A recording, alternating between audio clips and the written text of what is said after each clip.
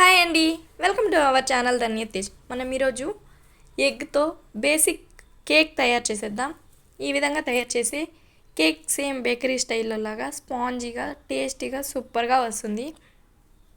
ఇక లేట్ చేయకుండా ప్రాసెస్లోకి వెళ్ళిపోదాం.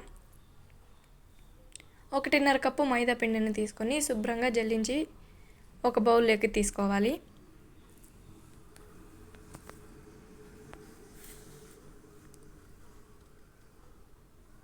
1 teaspoon baking powder, 1/4 teaspoon baking సోడాని తీసుకోవాలి.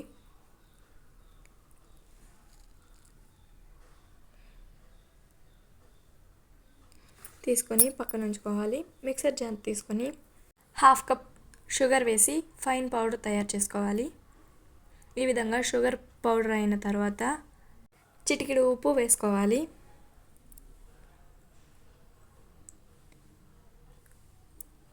నేనైతే 4 ఎగ్స్ బ్రేక్ చేసుకొని వేసుకుంటున్నాను.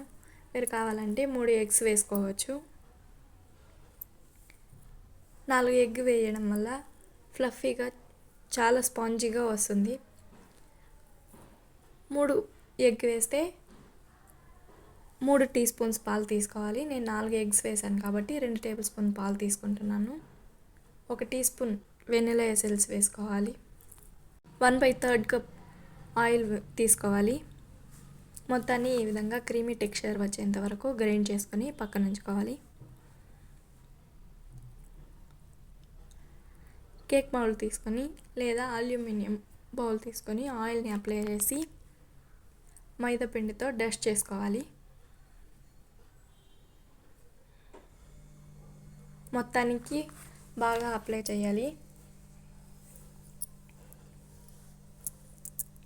ఈ విధంగా బౌల్ మొత్తానికి డస్ట్ చేసుకొని పక్కన ఉంచుకోవాలి.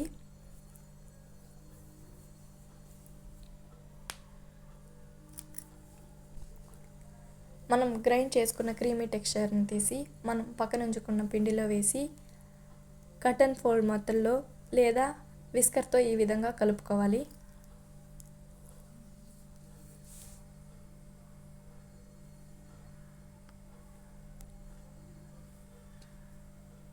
ఏదైనా ఒకే రొటేషన్లో మాత్రమే పిండిని కలపాలి.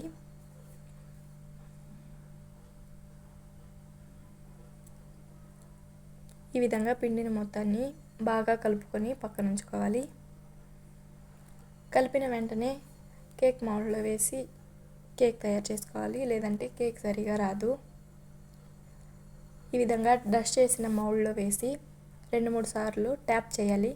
ట్యాప్ చేయడం వల్ల ఎయిర్ బబుల్స్ అన్నీ ఓపెన్ అయ్యి ఎయిర్ బయటకు వచ్చేస్తుంది. కేక్ చాలా ఫ్లఫీగా ఉంటుంది.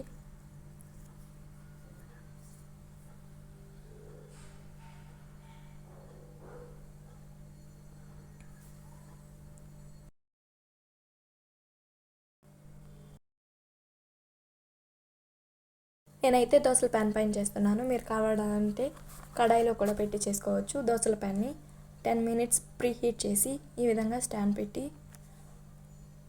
కేక్ బ్యాటర్ వేసిన బౌల్ని పెట్టి ఈ విధంగా ఒక గిన్నెతో క్లోజ్ చేసి పైన బరువు పెడుతున్నాను. 40 to 45 minutes medium to high ఫ్లేమ్లో అడ్జస్ట్ చేసుకొని కేక్ని బాగా ఉడికించుకోవాలి. ఎక్కువసార్లు బౌల్ ఓపెన్ చేసి కేక్ను చూడడం వల్ల ఫ్లఫీగా సరిగా కేక్ పొంగదు. 40 మినిట్స్ తర్వాత ఈ విధంగా చాకును గుచ్చి తీస్తే తేమ లేకుండా వస్తే మన కేక్ బాగా కుక్ అయినట్టు. గ్యాస్ ఆఫ్ చేసి దించి పక్క నుంచి పూర్తిగా చల్లారేంత వరకు చల్లార్చుకొని తర్వాత కేక్ని సైడ్స్ కట్ చేసి తీసుకోవాలి.